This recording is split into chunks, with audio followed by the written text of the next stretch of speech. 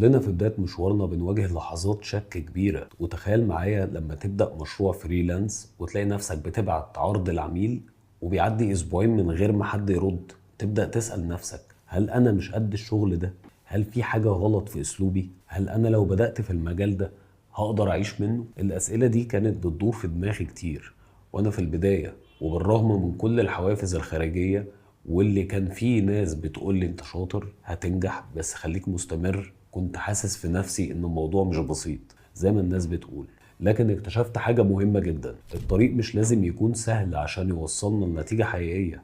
البرنامج ده مش هيتكلم عن ازاي تفتح بروفايل على منصات الفريلانس او عن الاساسيات الجافة، لا ده هيتكلم عن العقلية اللي لازم تكون عندك علشان تتطور كمصمم. هنتكلم عن ازاي تكون عندك شجاعة تبدأ، ازاي تتابع وتتعلم بشكل مستمر، وازاي تقبل التحديات بكل ما فيها من صعوبات. هنفتح مواضيع زي التعامل مع العملاء، نصايح في التسعير، ازاي تبدأ من الصفر وتوصل لنجاح حقيقي.